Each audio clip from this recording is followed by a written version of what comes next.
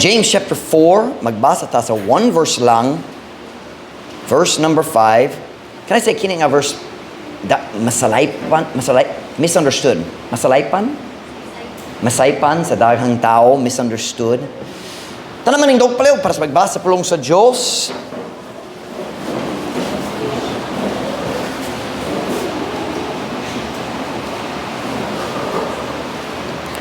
James chapter 4 and verse number 5. Do you think, I'm sorry, I messed up. Let me try that again. Do ye think, that'd be a great question to ask some of our young people. Do you ever do that? Nagsulay ba sa paghuna-huna? Nagsugod na ba? Or nagsugod na ba? Nagsugod na ba?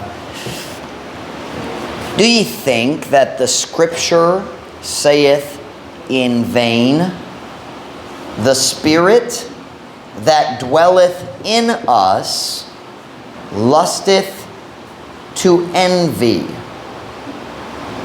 Daghang tao malibog kabahin nini nga verse. Pero kung hinay-hinay ka mo basa sa tibok context, dili lisod masabtan. I've heard, nakadungog ko sa mga magawali dito sa US nga girespeto sila, girespeto gyud nga ako. And I've heard them preach from this and I just thought, no, dili ka nang pasabot. The word spirit there, look at it carefully. Big S, little s. Big S, little s. So, kang kinsang espiritu, imoa or kang Diyos? Ang imoa. I've heard preachers preach on that and say that's the Holy Spirit. The Holy Spirit does not lust and the Holy Spirit does not envy. That is not the Holy Spirit. That is your spirit, is your old nature. It's not talking about the new spiritual part. Wala na kasuri kabayan sa imong bagong tao. It's talking about the natural spirit of man. It's talking about you. Masaya. Naghuno-huna ba kamo nga ang kasulatan nagiingon nga kawang ang espiritu nga nagapuyo dinhi kanato nagatinguha para na ako mas mayo nangibog but nagatinguha ngadto sa pagkasina. Title of my message tonight is You've Been Warned. That's what James is saying here. He's saying kung nagbasa ka sa Biblia sa Old Testament, gipasidan-an naka. You've already been warned about this issue. And in a little while, you'll understand what the issue is. Karon, magampo ta. Dayon ko mo makalingkod para sa mensahe karon. Father, would you please bless the message tonight? Would you fill me with your spirit? Would you ease my breathing a little bit? Give me strength and energy. Father, please work in our hearts. Thank you for a faithful group of people who love you, want to do right. Lord, I pray, God, you strengthen us tonight. Help us to make good decisions as we continue to seek to follow you. Help us, Lord, we pray. In Jesus' name, amen. Pwede ko mo maglingkod. By the way, nagmatikod ba ka mo sa akong Christmas tie?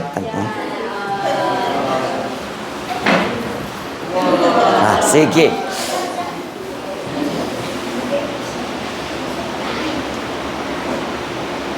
Ang James chapter 4, kung mubasa ka sa tibok chapter, diretso ka mo kita nga nay duwa ka bahin sa chapter. Natural kayo nga mabahin man. Verses 1 to 5, grupo man sila, sama ang tema sa matag verse. Dayon, verse 6 to 17 also has a theme. Abi na ko ganiya, magwali ko kabay ni ini, dayon kabay ni ini, pero wala ako niabot derira. So I'll tell you the theme of verse 6 to 17. The theme of verse 6 to 17 is humility.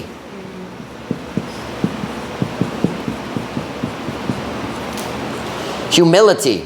But today, that's a terrible 7. I'm going to write that again because maulaw ko sa akong agi. Anybody who knows me knows that is not true.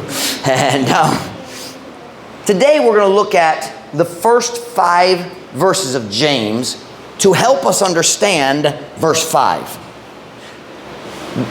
Do ye think the Spirit saith in vain? Do you think the Scripture saith in vain? The Spirit that dwelleth in us lusteth to envy. Couple weeks ago, probably a month ago, I don't know, nagwali ko gikan sa James 4, kakang nini nga teksto, pero ang Diyos nagdani na ko karon buntag pag-usab, nini nga passage.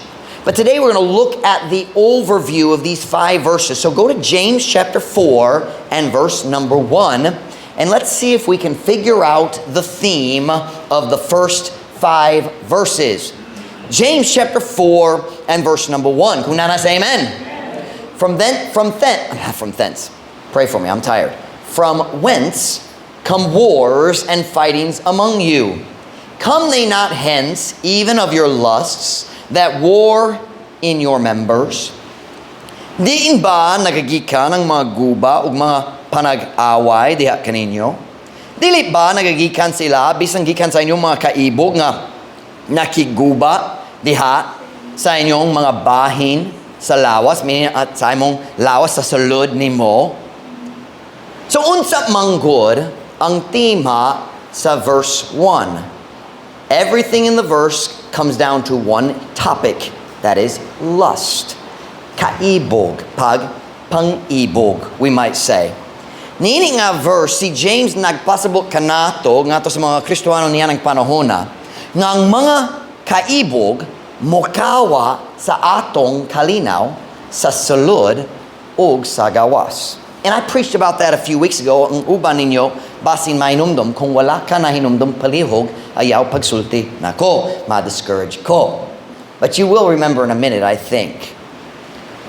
Si James nagpasabot dere nga ang kaibog mao ang mokawa sa kalinaw sa mga Kristohanon. Ang tao nga kanunay nangibog, kanunay ganahan ko niana, kanang klase nga tao walay kalinaw sa sulod. Ako nagpasabot sa una, pero mag-review ko para sa mensahe karon. Ang pulong pangibog dili pareho sa tinguha. Ang tinguha para sa uskabuta nga wala na batunan nimo, kana nga tinguha dili ang problema. Ang problema mo abot kung ang tinguha mo dakop sa imong hunahuna. Can I use the word dakop? Mo dakop sa imong hunahuna ug imong kasing-kasing ug magsugod ka og tuo nga dili ka pwede magmalipayon gawas niyanang butanga. Can I say it that way? I didn't show Gillette. I forgot about that verse. Most of the sermon's written in English tonight. Kung madakpan na ang imong kasing-kasing, kanahan ko ni Ana, and you start thinking about it. Balik, and it takes control of your thoughts and your heart, and mag-feel na ka, kung ako makakuha ni Ana, malipay gyud ko sa akong kinabuhi, pero kung dili makakuha, dili pwede magmalipayon. Kana nga tinguha nahimo ng pangibog. It is taking control of your thoughts. Ang laing pulong sa Biblia nga na sa priyo nga idea sa lust sa English is covetousness. The 10th commandment, God ang Diyos mihatag ni Moses sa 10 commandments, ang ikanapulo nga sugo is thou shalt not covet. That word covet in Visayan is ibog. Exact same word as lust, and the meaning is the same. Ibog. Ug ang Biblia nagtawag sa pagpangibog. Are you ready? God calls it idolatry. God says the sin of covetousness is idolatry. Turn with me to Colossians chapter 3, verse number 4. It doesn't say it's like idolatry. It says it is idolatry.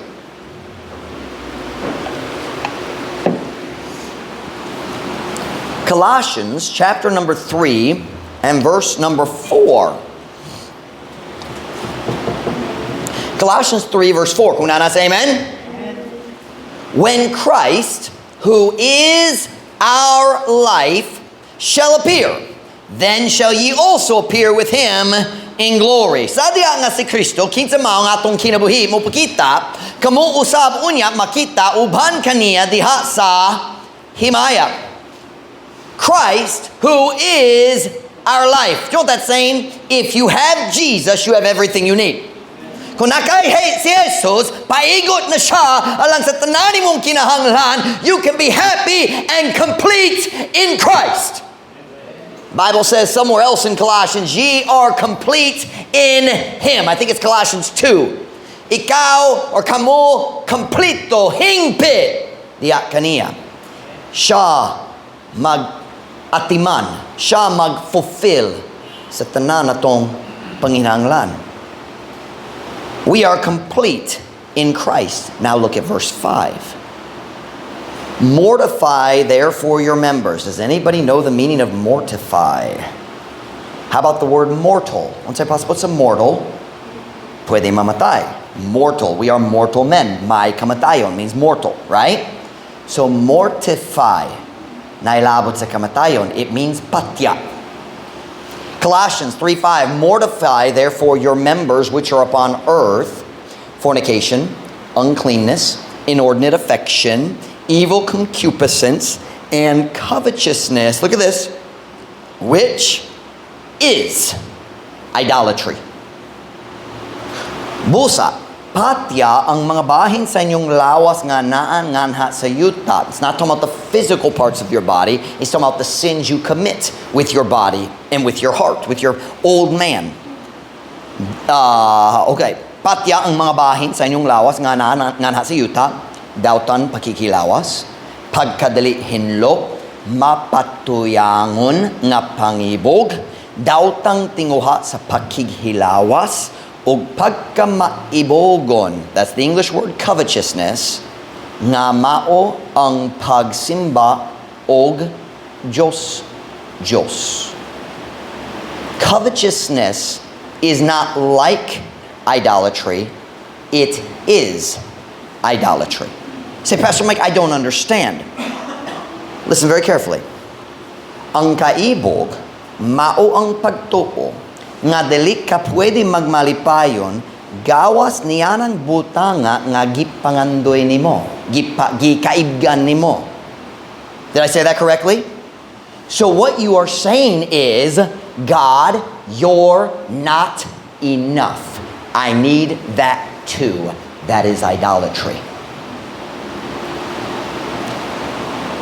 There is something in the world, God, that is more important to me than you. And God says, ikaw nagsimba sa Diyos, ug ang imong bagong Diyos, maong butang nga gikaibgan nimo. Ouch. God says, ang imong gikaibgan, nagpuli kanako tiya sa imong kasing-kasing. Is that correct? When I preached this passage a few weeks ago, I told you, nagpasabot ko kaninyo kabayan sa idea, ang mga kaibog nga nakiguba sulod sa imong kasing-kasing. And ako nagkumpara niya na nga to sa panon sa mga batang way buot nga nag-wild sulod kanimo. You remember that? Nagsinggit ko, candy! Remember that? Ang bata ganan sa candy, ganan sa ice cream. You remember that? That is what lust does inside you. Maka-imagine ba ka sa balay nga na 20 kabuok nga bata nag-wild para sa candy. Maka-imagine ba ka niya na? Walay kalinaw sulod sa balay nga naay bata sama niya na. Diba? O walay kalinaw sulod sa dughang sa tawong napuno sa kaibog.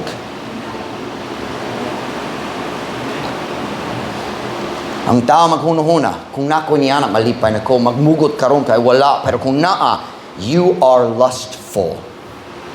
You are covetousness, and God says you are an idolater. Ang salat dali ang tinguha. Now certainly there are things that are wrong to desire, certainly. Pero ang pagpangibog, maang tingwa sa butang. Watch, ang butang nga dili mag-uyon sa kabubuton sa Diyos para sa imong kinabuhi karon. Basin sa umaabot pero dili karon. O kung ikaw mag-focus sa imong kasing-kasing niyang butanga, mahimo nang ka idolater. Kay nagbutang ka niya na sa trono sa kasing-kasing sa imong, trono diha sa imong kasing-kasing. So unsa ang tema sa verse number 1? Kaibog.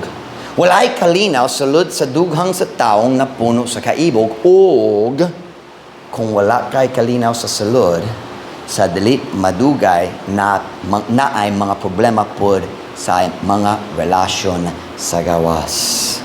And that was the message a few weeks ago. Kamusta ba ang imong mga relasyon? Remember that? Ang uban ninyo.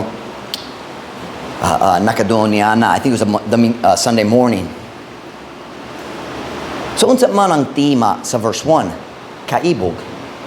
Og naghiskot sa maot nga mga resulta niya na. Tanaw na tong verse number 2. So unsang tema sa verse 1? The theme of verse 1 is lust. Unsang tema? Lust. And the problems it creates inside and in our relationships. Look at verse 2. Kuna na sa amen?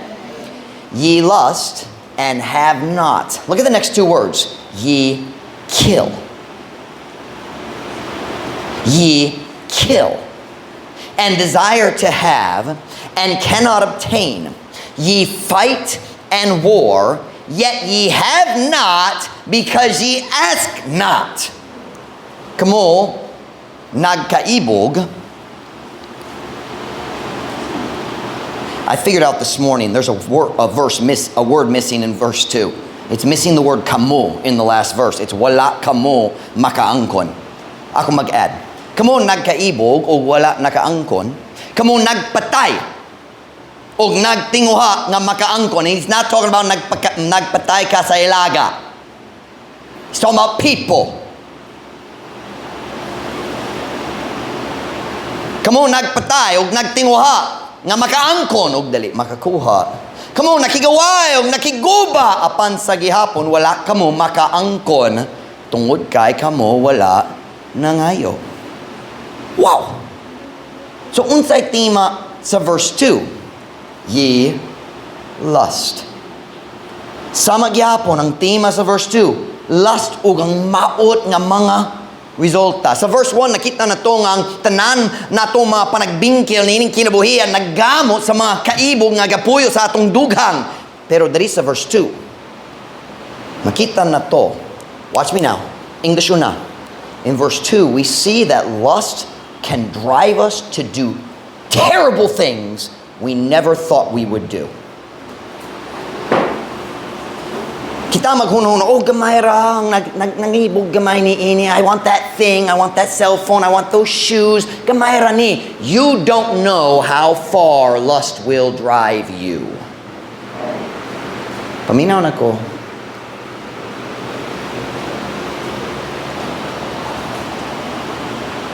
It is amazing what some people will do, what some people are willing to do to get what they want. Mamakak. Mangilad. Is there a break in it? Well, I lost it. Mangila. Mangilad. Magtikas. Magkawat. Bisan mo patay. Oh, wala Kristiyano maghimo niya na. I have one word. David.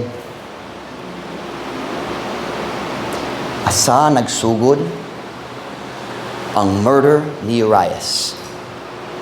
Ang pagpangibog sa mata. Si David nagtanaw sa babae na naligo sa top siyang balay. By the way, Bathsheba knew that she could be seen. Hello, if David can see her, she can see David. Diba? Ladies, be modest in public.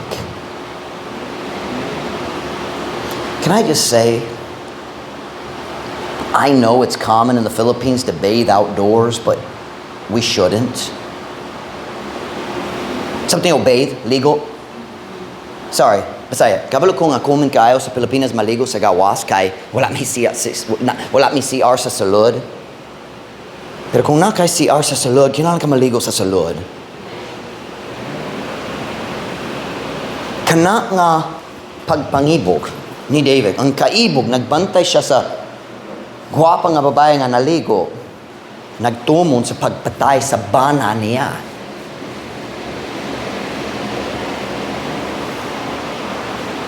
Wala kong kabalo kung tinuod, pero naay sumbong sa pastor dito sa Cagayan nga nagpatay siya sa lalaki tungod na siya affair o daghang kabuwang.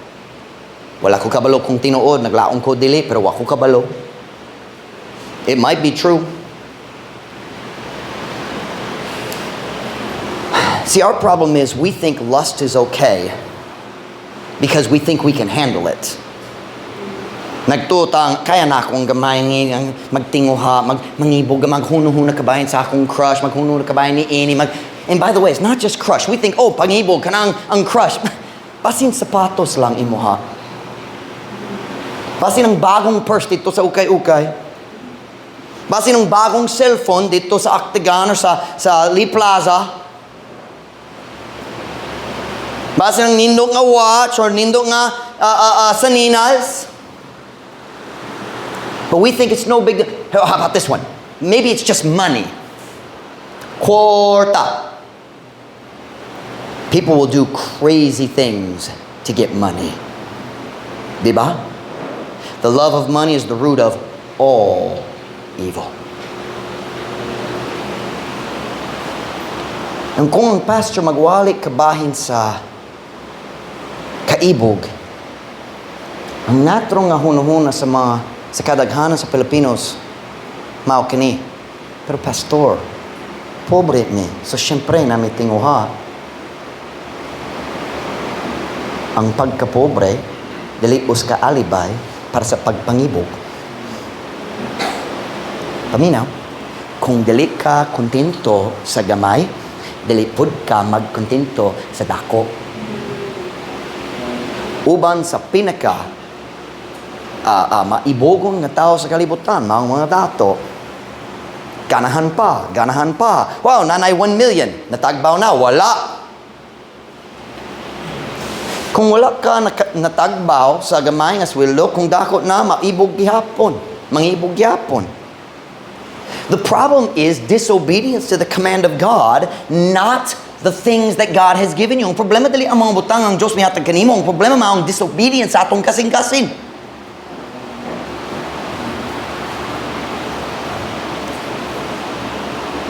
Paminaw na.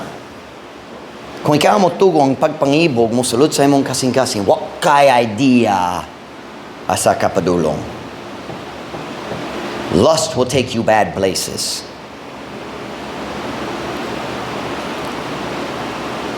Pero, nini nga verse na pailain gihiskot niya. Let's read it again. Look at verse 2. Ye lust and have not, ye kill and desire to have and cannot attain, ye fight and war, yet ye have not because ye ask not. Kamu nagkaibog ug wala nakaangkon, kamu nagpatay ug nagtinguha nga makaangkon ug dili makakuha, kamu nakigaway ug nakiguba apan sa gihapon wala kamu makaangkon tungod kay kamu wala nangayo. Makita na to dere na ilain maut nga resulta sa pagpangibog, dili ka magampo. Dili ka magampo. Now, unsay definition sa pagpangibog pag-usab, it is ang tinguha na mag-control sa akong kasing-kasing. Ang tinguha para sa butang nga dili puyon sa kapabuton sa Dios para sa akong kinabuhi karon. Diba? Basin dili gyud, pero sigurado dili karon kay ang Dios wala pamihatag kanimo. Desiring something God doesn't want you to have and allowing that desire to control your heart. Of course, naidaghang butang nga daotang nga tinguhaon sa mga si David nagtinguha sa babae dili ang asawa. That is wicked no matter what. But there are many things that are not wicked. The shoes at the ukay-ukay store are not wicked. They might be stupid, but they're not wicked.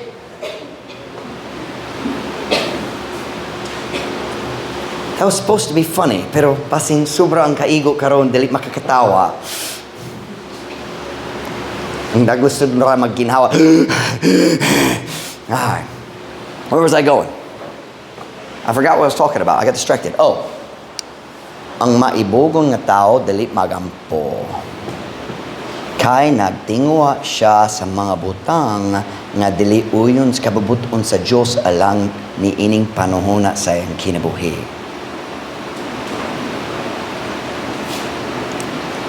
And that is exactly what we read in the next verse. Tanawang verse 3. Tanawang verse 3. Okay pa ta? Buhi ba? Pastor Mike, Pasko ni, kinanglan ang gugma sa Ginoo. Basing Domingo, say, tanaw na to. James chapter 4, verse 3. Kung nasa amen? Ye ask. So verse 2 says, ye ask not. But then in verse 3 it says, ye ask and receive not. Because ye ask amiss that ye may consume it upon your lusts. Kamu nangayo o wala nakadawat. Tungod kay sayop ang inyong pagpangayo. That's a very good translation. Aron kamo mo usik-usik ni ini sa inyong mga kaibog. So verse 2 says, tungod sa imong kaibog, dali ka mangayo, or the other way you flip it around, dali ka mag-ampo, dayon maibogon. But however you look at it, it affects your prayer life. Dayon yung gisulti, wala ka nagkuha kay wala nangayo. Dayon verse 3, mangayo ka, pero dili hatagan. Tungod sayop ang imong pagpangayo, kay gibase sa imong kaibog. Ginoo, palihog hatagi ko sa akong crush. God won't answer that prayer. Lord, let me win the lottery. God, if you give me 1,000,000 pesos, I'll give you half. And God says, I gave you 100 pesos and you didn't give me any.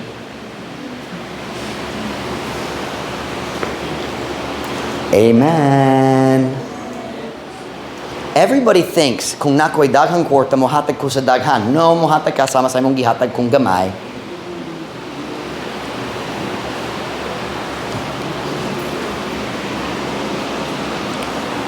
Kinatong buhaton.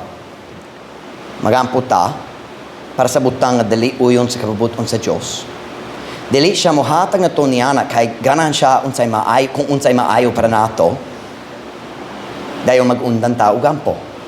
Because we still want it. Diba? Lust destroys your prayer life.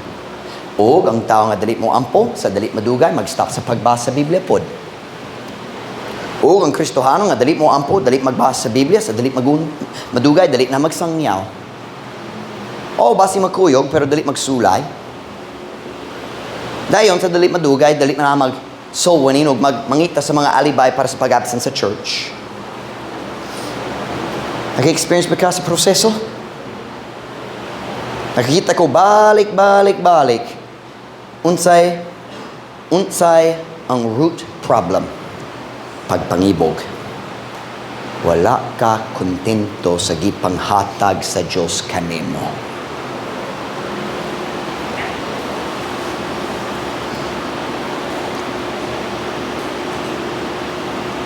Lust. Makaguba sa imong prayer life. Maghimo sa daghang problema. And what is lust? Unsa man gurang pagpangibog? Ang pagpangibog mao ang kakulang sa pagkontento. Okay? So unsang kakulang sa pagkontento? Ang kakulang sa pagkontento mao kini. Ang pagtuo nga ang gipanghatag sa Dios kanako dili paigo.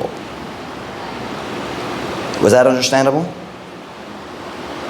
Ang kakulang sa pagkontento mao ang pagtuo nga ang gipanghatag sa Dios dili paigo alang kanako. And then what does that do? Unsay mahimo sa pagpangibog? Magkawas atong kalinaw sa sulod dayon sa gawas. It causes us to do terrible things. Mamakak, magtikas, magtago-tago, mag-sneaking, diba? It hinders our prayer lives. Can I ask you a question? What is it that you want, but you know that God doesn't want you to have it right now and maybe never? Unsa manggod ang imong gitinguha? Pero ikaw nahibalo kana dili ang kababuton sa Dios lang kanimo karon o basin dili gayud. Unsa man? Nahibalo ka. Kana nga kaibog maong gamot sa tanan problema sa imong kinabuhi karon.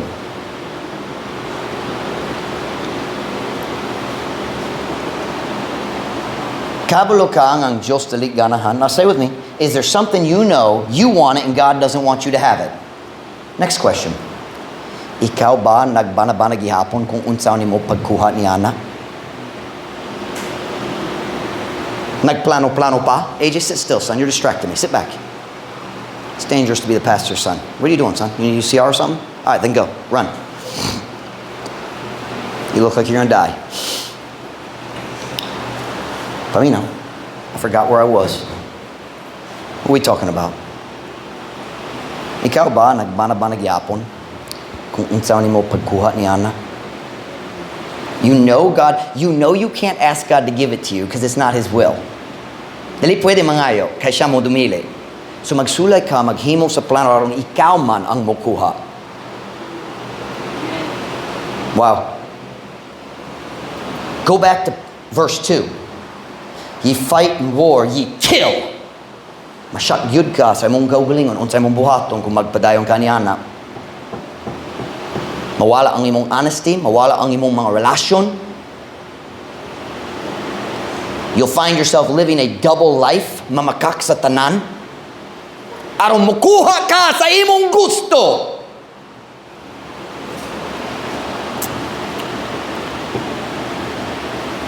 Punta na. Kumusta ang imong walk with God karon? O, samtang nagbana-bana ka, unsa na ko pagkuha ni ana? How's your walk with God? Okay, Pastor Mike, wala ko nagplano, nangandoy ra. Okay, kumusta imong walk with God? You can't pray, can you? O maglasod gyud ka mo focus kung mabasa sa Biblia. Pag-memorize, di mahimo. Kaya naghuna-huna ka kabayan sa paghimo sa mga butang nga dili maayo aron makakuha ka ni ana. Watch now.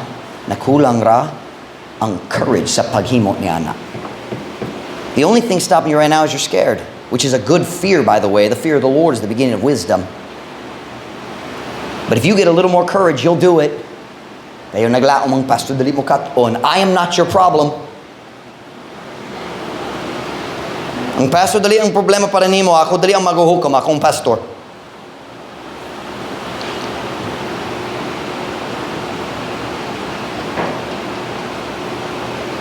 Trying to get what you want. Watch me now. That's the reason people sell their votes every election in the pitan.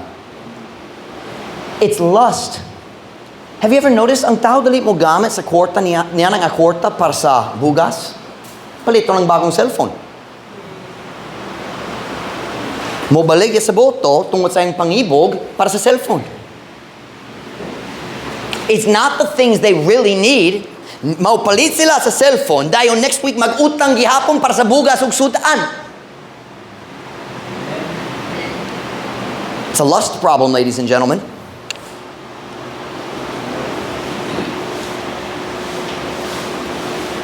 Can I throw something in here that's not in my notes? You know the first sin of lust that's called lust in the Bible is in the wilderness. And do you know what they were lusting for? Food. Carne. Can I just say? Ayaw mag-utang sa Pasko ug New Year's aron nay mas nindo nga panihapon. Ayaw pagtugo imong pangibog og karne mo drive nimo ngadto sa what's what I'm looking for pagkabinihag sa utang. Amen. Lust for food, if it makes you borrow money, is just as bad. Isn't this a fun sermon tonight? I'm gonna go to the nursery and stay with Mom Ruth. She likes me. Beth's sitting there going, wala ko naigo. Oh, salamat. I have one friend in Beth. Oh, naigo na ka? Oh, good. Si Beth po naigo. Nakaikyas. It doesn't matter what face you put on. I'm saying today, ang kaibog, magpugos kanimo sa paghimo sa mga butang, what gyud ka nag-expect. Have you ever done something really stupid and said, what was I thinking? Hunsa man gura kung gihunahuna. You weren't. You were feeling lust. Ang pangibo nga ikaw nagtugo, nagsulod o nagpuyo sulod sa imong kasing-kasing. So often we think, oh, it's just lust. It's not bad. It's just natural nga tinguha. It's not natural if you let it control you. Well, that's not true. It is still natural, but it's wrong. Sometimes, ang batanon mga lalaki, basi ng mga hamtong nga lalaki, magkunong, lingaw-lingaw, pagbantay nga sexy pictures diya sa Facebook. Hey, let me say something. If you have friends on Facebook who post sexy pictures, block them now. Kamo nga mga lalaki, di kaya nimo ang pangibog nga kana magbutang sa imong kasing-kasing. Kana mobalik kanimo sa tanan kahugawan sa imong miagi.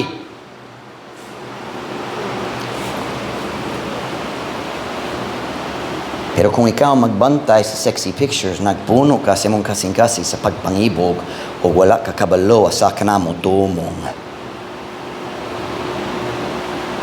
Look at the next verse. Ye adulterers, verse 4, and adulteresses, know ye not that the friendship of the world is enmity with God? Whosoever therefore will be a friend of the world is the enemy of God. Kamong mga lalaking mananapaw, mga babaeng mananapaw, sapta yung mananapaw, ang tao nga naminyo, nga nagdulog sa laing nga dali iyang kapares. Kamong mga lalaking mananapaw, mga babaeng mananapaw, wala ba kamo nasayon nga ang pagpakighigala sa kalibutan, pagpakig-away sa Diyos? Busa, si bisang kinsa nga buot nga mahimong uskahigala sa kalibutan, kaaway sa Diyos. Now I have a question. We're talking about the theme. Unsang tema sa verse 1? English. Unsang tema sa verse 1? Unsang tema sa verse 2? Unsang tema sa verse 3? So what do you think the theme of verse 4 is? Last gihapon.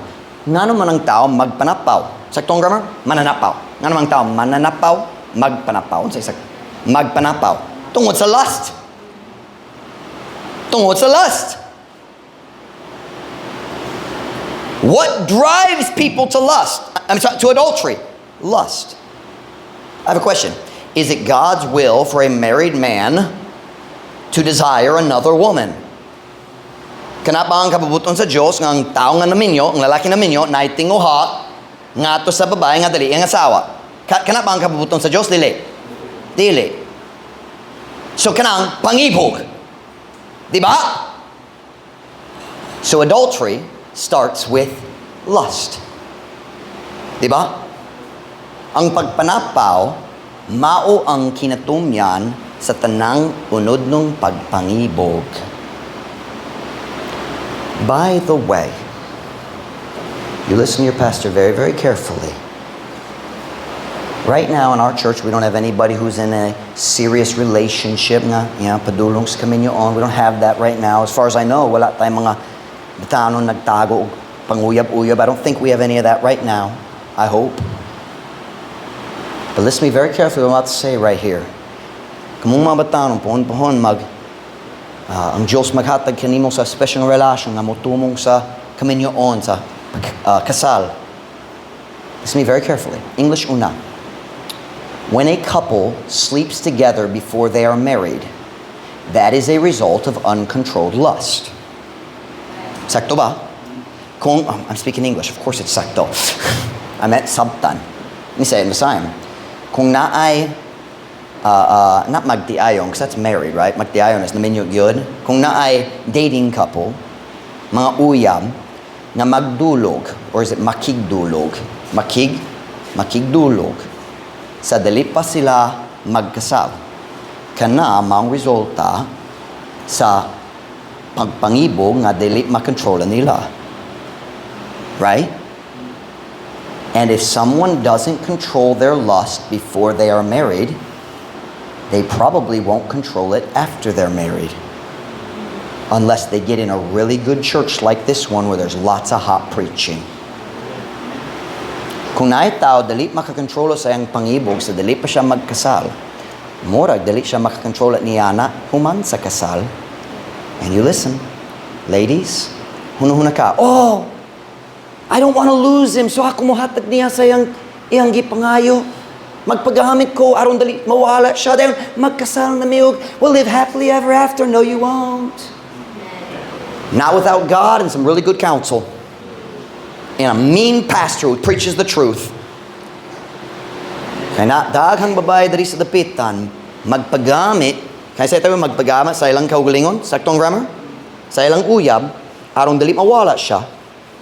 Dayon, 2 or 3 years later, kung na 2 or 3 kids, nawala gyapon. Well, Pastor Mike, na-engaged na me, committed na, it's okay. No, it's not. Get married. Hula, hangtod, sa kasal. Amen! Say, Pastor Mike, nami mga magtiayon sa among church nga, na sila sa yoke, tayon sila nagkasalog, okay na, wala kakabalo sa kagubo sa salud. Salamat sa Ginoo para sa iyang grasya, ang kaluoy, nagtabang kanila. Salamat sa Diyos, nagpadala siya sa pastor dere, makatabang kanila, pero mas mayo gayon kung magkasal ka una. That means don't touch. I said, ayaw, what's the word? Paghikapay? Walay hikapay. I mean, don't hold hands.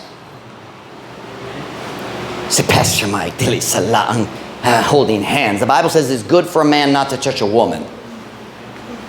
Maayo lang sa lalaki nga dali mo hikap sa uska babae. And then the next verse says, but to avoid fornication. You know why? Kaya ang tao nga naghikap-hikap, padulong sa fornication. What is fornication? Daot ang paghihilawas. Bisan unsay sex, gawas sa kaminyoon. Fornication. Don't touch. Watch now. Naligayud ka, matagbaw ni ini. Kanan sunod ni ini. Kanan ni ini. Kanan ni ini. O kitang tanang kabaluwasak ka na mutumong. Amen! Wako nagplano magwali ni ini, pero mag-uyon gyud sa message kabayan sa lust. Kung nga itaw nga buot, makasala uban kanimo sa dalipak kamo magkasal, pasin buot po siya makasala batok kanimo human sa kasal. Unsay solution? Be faithful to God, walk with God, ang Diyos mo tabang nimo. Pwede pa ka magtukod sa mayong relasyon kung naisayop sa miagi, but stay close to God. Kamu nga mga magtiayon na minyo na nanay mayong kaminyoon, paminaw, ako mo saad ni mo. Kung adlaw mo buot, nga ikaw mo tugo ang yawa mo pahawat ni mo gikan sa nining at church, 3 to 5 years mabungkag yun mong kaminyoon, walay pagduda, ako mo saad. I will put money on it. I am 100% sure. Unless God gives you a different church. You stay close to church where there's preaching. Ipabiling do sa church din ang pastor ang laing membro magampo para nimo.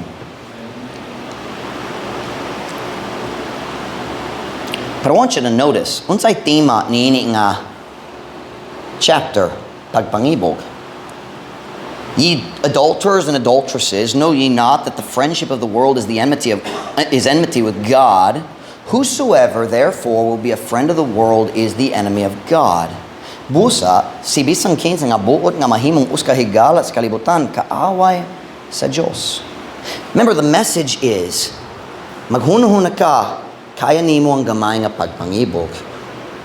Makabantay ko gamay nga kahugawan, okay naman. Makahunahuna ko, I can focus on the things I want. Diba? But God's saying, wak ka kabalo sa kanapadulong. Wak ka kabalo sa kanapadulong. Basi mo tumong dito sa pagpanapaw. But either way, lust brings you into friendship with the world and it makes you the enemy of God. Ang Biblia nagingon sa John chapter 2 verse 15, love not the world, neither the things that are in the world. If any man love the world, the love of the Father is not in him. For all that is in the world, the lust of the flesh and the lust of the eyes and the pride of life, is not of the Father, but is of the world. Ayaw, higugmaa ang kalibutan. Niyang mga butang nga na sa kalibutan. Sounds like lust, doesn't it? Kung nadunay tao nga naghigugma sa kalibutan, ang gugma sa amahan wala diya kaniya. Kaya ang tanan nga ana sa kalibutan, ang pangibog sa unod, o ang pangibog sa mga mata, o ang garbo sa kinabuhi, dili iya sa amahan, apan iya sa kalibutan. What is lust? Ang kakulang sa pagkontento. Unsa man gurang kakulang sa pagkakontento, ang pagtuo nga ang gipanghatag sa Dios dili paigo alang kanako. And what does lust do? Nagkawas sa atong kalinaw sa sulod sa gawas. Maghimo sa buwang nga mga butang nga dili gyud ta mag-imagine karon. Magbabag sa atong pagampo. Maga-drive na to nga to sa pinakadaot nga seksyon nga mga sala. And it can even make you the enemy of God. Makaabot ka sa panahon nga ang imong mga decision makigbatok sa gingharian sa Dios. Watch me now. Ang uska Kristohano nga gikontrola sa iyang pagpangibog, kanunay mo sugod og himo sa mga butang nga mo daot sa gingharian sa Dios. What do you mean, Pastor Mike? Let me read you a verse. Proverbs 25:26. A righteous man falling down before the wicked is as a troubled fountain and a corrupt spring. Ang uska matarong nga tao nga nagayukbo, that should be nagapukad. Because it means falling into sin. It does not mean mag-ampo. Nga to kaniya. Yukbo is bow before, not yukbo. It's pukan. Wakong nagmatikod kaniya. Nga naga-yukbo, naga-pukan, atubangan sa dautan. Ingon sa uska, gikutaw nga tuboran. What is kutaw? Like ukay-ukay? Gikutaw nga tuboran, ug usa ka mahugaw nga tubod. Notice they use the word tuboran o tubod, kaya na tuwa ka pulong sa English, fountain o spring, o pareho-pareho sila. Silang duwa, nagpasabot ang tubig nga ana. Diba? What is that talking about? Unsay pasabot ni ana? Unsa manggurang tuboran? Unsa manggurang tubod? What is a fountain? It is a source of water. Kasagaran, mayong tubig alang sa pag-inom, aron mainom. Diba?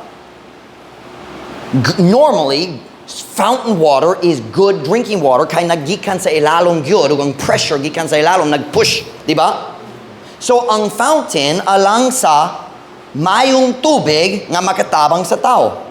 O bless kaayo ang tanan tao nga makakaplag sa tuboran diya sa panahon sa Biblia kay kinahanglan ka sa tubig, wala pa CWD.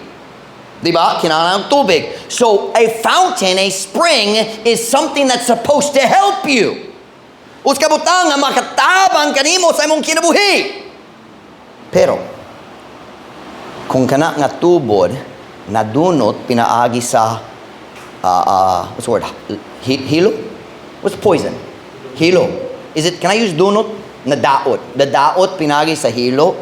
If there's some kind of poison in the fountain, basin na poisonous snake na matay sa ilalom, o nailain na ang tao nagbutang sa poison dose sa do, basin na engine oil gidump sa mga tao, nagabot dito sa ubos, nahugaw na ang tubod.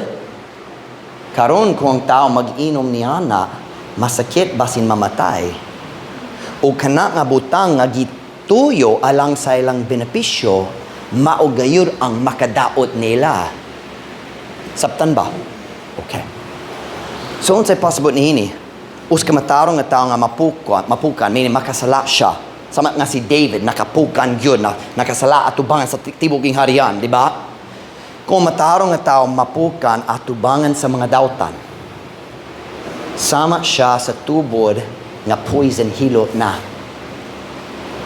Ang Diyos nagplano nga mogamit sa iyang kinabuhi aron mutabang sa mga tao palibot niya. Pero pinaagi sa iyang sala, sila madaot. Can I make it real practical? Ang imong daan barkada. Ang mga higala, wala pa naluwas. O bisan naluwas na, pero una, ang mga tao wala naluwas. Kung ikaw mag-backslide ug makasalauban kanila, ikaw mahimot na ang hilok nga tubod nga muguba sa ilang kinabuhi. Kay sila maghunuhuna, kabalo ko peke na. Ang pastor hunuhuna nga mayo siya, pero ako kabalo sa kamatuoran. Siya nang nag-inom ba nako, nag-relyo ba nako, nagsuri-suri ba nako. Paminaw. Ikaw, mag-inom ko sa akong barkada. Murag, magsentensya ka niya nga to sa impyerno. Di gyud siya maluwas tungod niya nga decision. You are the poison spring. Tungod sa imong pangibog gamay, you thought, ganang ko magkuyog-kuyog lang, dali ko mag-inom, basin one shot lang. Amen! Magkuyog sa akong barkada, manigililiyog gamay, you will send your friends to hell. Are you listening? Nahimon na kang tuburan sa hilo. Manguyab ko, nahigugma ko kini akong kalibutan nga uyab. That you listen to me, they're gonna go to hell. Daligyot siya maluwas. A righteous man falling before the wicked is a troubled fountain and a corrupt spring. Am I making sense to you tonight? Ang pagpangibog mo himo ni mong maghimo sa mga butang, wag yun ka nag-expect.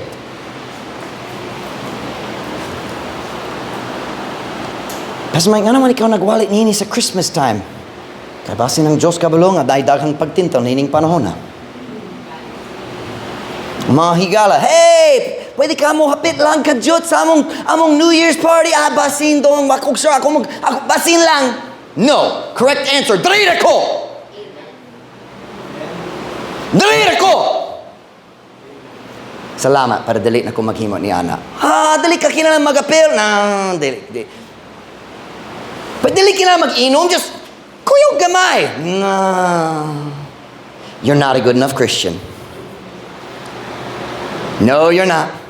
There's not one Christian in this room who is so strong that you can walk into a wicked Christmas party with loud music and alcohol and wicked women and walk out still a good Christian. Mahugawan na ka. Mahugawan na ka.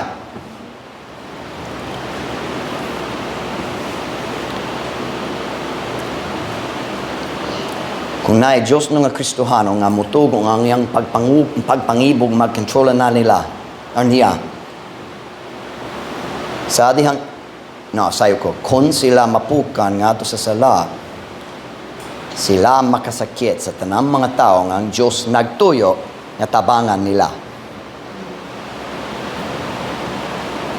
Instead of building up the faith of others, they tear it down. Pinagi sa ilang unod nga mga decision. We need Christians this holiday season who walk like Jesus. Sumubalik ko sa akong pangutana. What is it you want, but God doesn't want you to have it? Unsa gikaibgan nimo, bisan ikaw nahibalo ang Diyos, wala nag-uyon niyana. Look at verse 5, atong text verse karon. So verse 1, lust. Verse 2, lust. Verse 3, lust. Verse 4, lust. And now the conclusion in verse 5. Tanang verse 5. Hunana say amen? Do ye think that the scripture saith in vain, the spirit that dwelleth in us lusteth to envy? Naghuno-huna ba kamo nga ang kasulatan nagaingon nga kawang? Ang espiritu nga nagapuyo dinhi kanato nagatinguha, we could say nagapangibog ngadto sa pagkasina. Let me explain what James is saying there. Here's what he's saying. There's a reason that God warned us about lust. Look up sa Old Testament. That's what he's saying. He's saying, huna-huna kang ang Diyos wala nagtuyo niya na. Just, wala unsa paila na kung sula. Mag-warn ko kabayan sa lust. Pero dali. Is that what you think? That's what he's saying. Siyempre, kung ang Diyos nag-warn ka na to kabayan sa pagpangibog, nairason, makagubat sa imong kinabuhi. We need some Christians at Truth Baptist Church who not only avoid sin, but also avoid the lust that leads to sin. Dali paigo ang paglikay sa sala. Kinahanglan ta maglikay sa pagtintal sa pangibog nga padulong sa sala. Psalm 1:1. Bisaya, nag-memorize ko. Nagsulay. Bulahan ng tao nga wala nagalakaw diya sa tambag sa mga dali Diyos nun. Ni nagabarog diya sa dalan sa mga magsasala. What does that mean? Kung dali ko motingdog sa dalan, diin ang mga dautan mo agi. Kung dali ko magtagbo kanila, dali ko tintalang ang mag-istorya nila. O kung dali ko mag-istoryahan ay kanila, dali ko tintalang ang mudawa sa ilang tambag. Do you know the best place to be? Anywhere the wicked people aren't.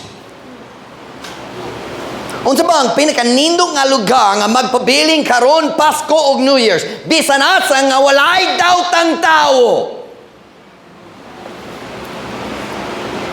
Stand it not in the way of sinners. Well, nagtindog ra ko diri. Wala ko nagplano mo pa nila, pero you know they're gonna go by. You know you're in the place where wicked people are gonna be. Hello. In America, in the grocery stores, almost every grocery store has a magazine aisle. I never walked down the magazine aisle. Kaya nga naman, kaya ang katunga sa mga magazines, hugaw kayo. Wala ko'y rason, wala ko'y katungod nga mo lakaw dito. Nga naman ako basing maglantaw, accident lang. Basing tintalang nga mo lantaw. I never walked down the magazine aisle. I never chose to walk down the alcohol aisle, and I don't even drink, never have, no temptation, but I'm not going to walk down the alcohol aisle. Kaya nga naman, maglikay ko sa bisanasa na pagtintal. Maglikay ko bisanasa na dautang tao. Hey, kung dautang tao mag-message ni mo, nga naman wala pa ka nag-block nila. Nga naman wala pa nag-block. I'll tell you why, kay nakay plano basin, kinahanglan mo balik sa mong daanandan. Kung wala kay plano, mag-block yun diretso. Pero napay gamay nga pagduda, block them!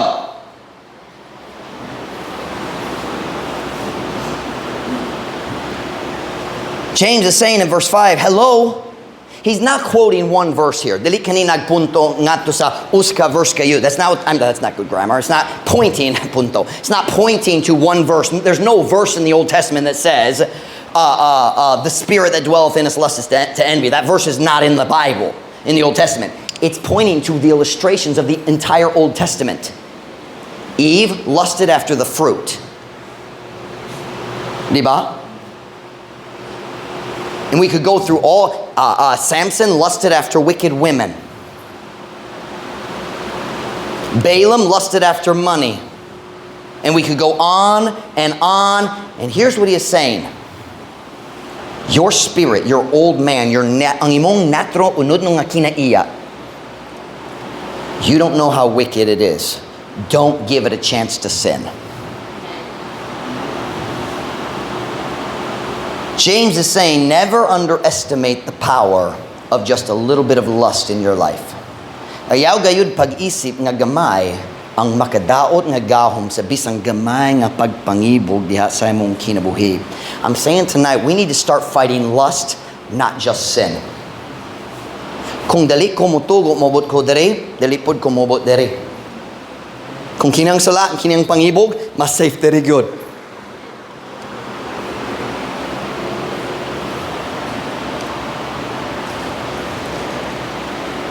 Can I ask you a question tonight? We talked a lot about sexual lust, but every lust will destroy you. Can I ask you a question? What lust are you allowing to live rent-free in your heart? Unsay pagpangibog, ikaw nagtugong nga nagpuyo, sulod sa imong kasing-kasing nga walay bayar ug abang.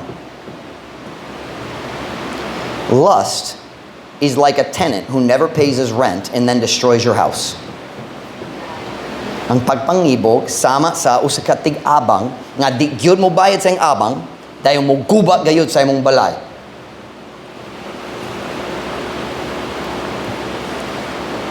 Nga naman ikaw mo tugon niya ng amay tabo? Why do you let the lust live in your heart? Why don't you decide tonight to be content? Magkontento. Why don't you decide to stop complaining about all the things you don't have and start thanking God for the good things you do have? Undangi ang pagreklamo kabayan sa tanan mga butang nga wala na batunan nimo og pagpasalamat sa Ginoo para sa tanan panalangin nga yang gihatag na nimo. Some of you need to stop window shopping. Sabtan yo window shopping. Di ko mo palit so nga naman ikaw mo ato aron mangibog. Window shopping is pagpangibog. And scrolling on Shopee is window shopping.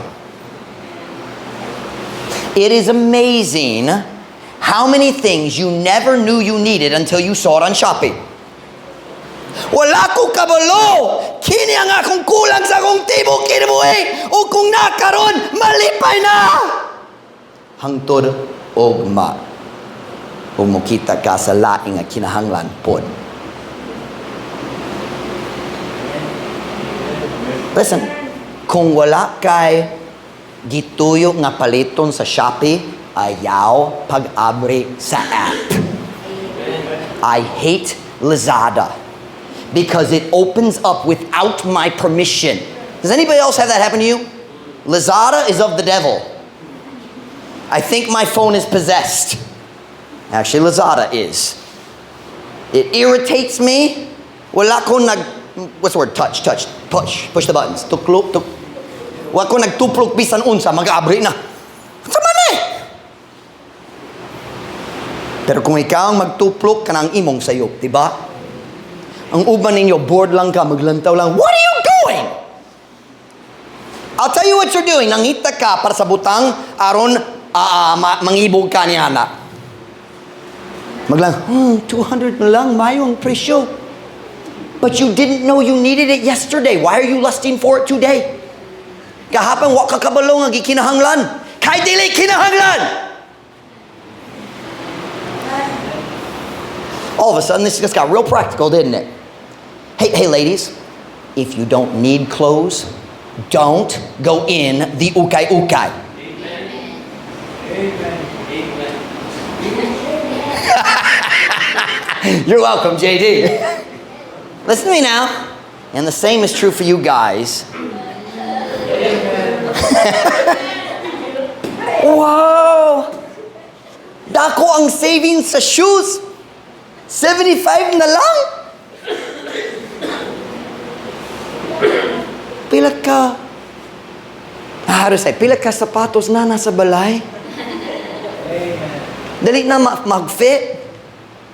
Nadaot ba ang tanan? Murag, kumubot ko sa imong balay, murag na 50 pairs sa gawa sa imong front door. Kung hununa ka, malipayon ka kung magdugang usa pa. No, kanang trap, kanang litag sa pagpangibog. Why don't you just decide to be content? Himong decision magkontento ka. Some of you right now are wishing, Pastor Mike, can't you preach about adultery again? Mas nindot ka na. Dali maigo. Why don't you just decide to be content? Hey, let young people listen to me. Kung wala kay nalipay, samtang walay uyab, kung nanay uyab, dali lipay gyapon. Kay kana nga bakante sa kasing-kasing mapuno lang ni Kristo. Hula na lang. Undang yang pagpangandoy. Sa umaabot. I already asked God, none of you girls are ever going to get married. Kayang rapture mahitabo right before you get married. Ikaw magtindog sa front. I'm sorry, ang imong future husband magtindog dere, magsugod ang music. Tan, tan, tara. And then we're going to hear the trumpet. Tara, pshaw! At panata. Mubot ka sa langit. Hapit na yun ko! Nga naman lagi